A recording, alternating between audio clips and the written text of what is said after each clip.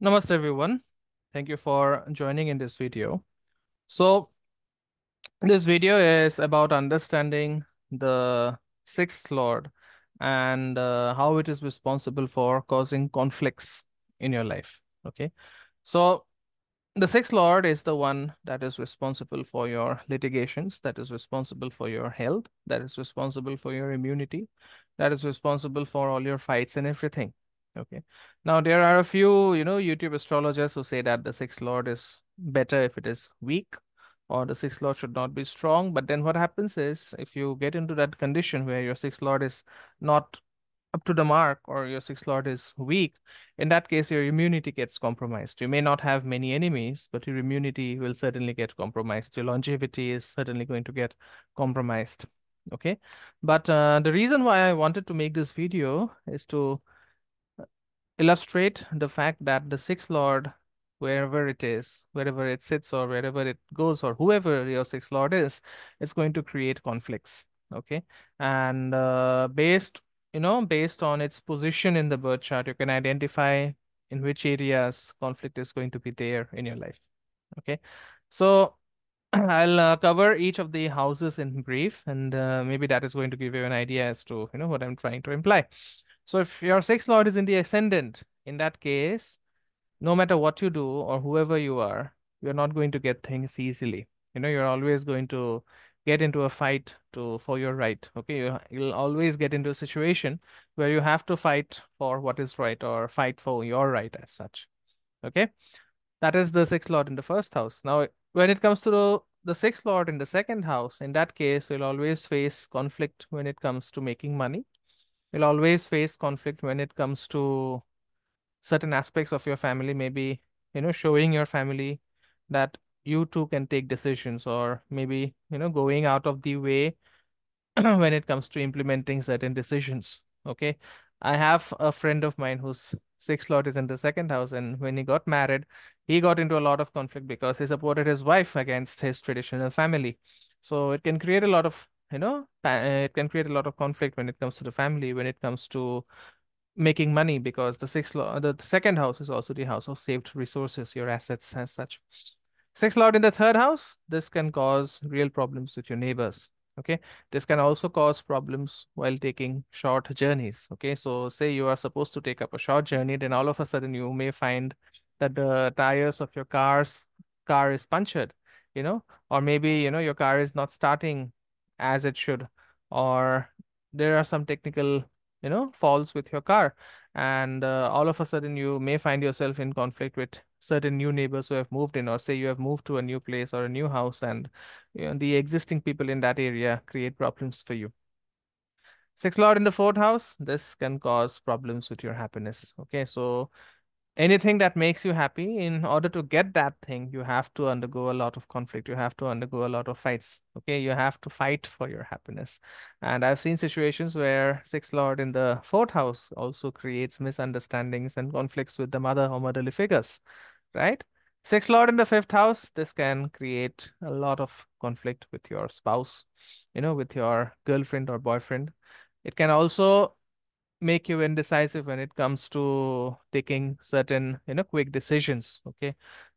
I've seen this happen to many people. They are very, very indecisive, very, very hesitant to act when they have to take certain quick decisions. Right. And I've also seen people getting affected by bad dreams when the sixth lord is in the fifth house, because the fifth house is the house of subconscious. Right. And it can also lead to wrong investment decisions. It can also lead to, you know wrong decisions if you're trying to make short-term gains. And the fifth house is also the house of your purva punya. Okay, so say suppose something is about to happen for you, something good is about to happen for you, and all of a sudden you will find that a situation has come up, or something has happened that prevents the good from actually manifesting in your life. Okay, sixth lord in the sixth house, so this is actually the best position for the sixth lord to be in.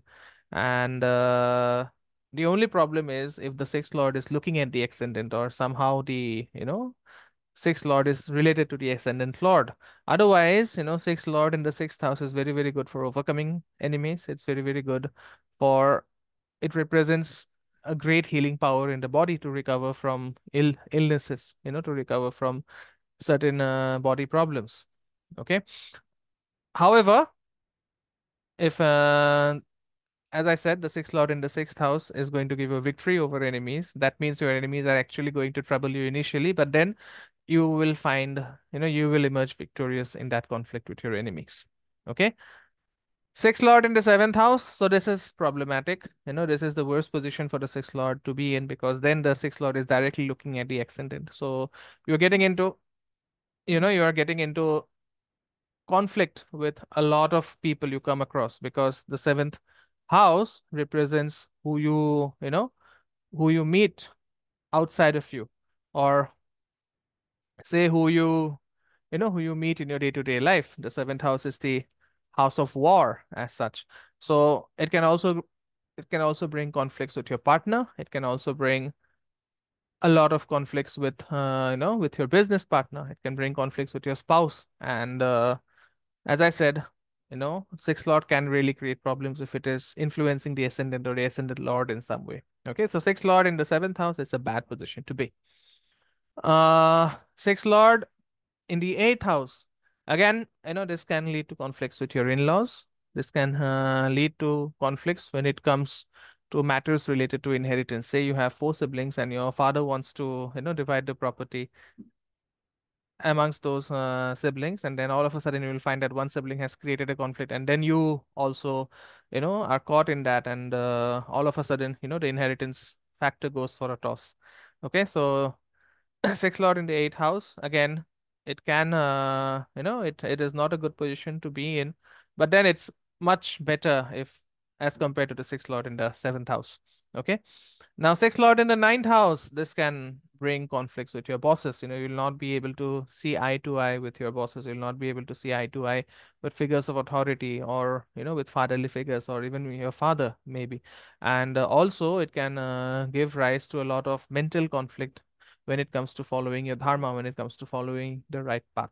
Okay, so it can also create obstacles related to your higher education. Say you're trying to enroll for your higher education, all of a sudden you will find yourself jumbled with your thoughts regarding whether you want to go for it or you don't want to go for it, and similar things.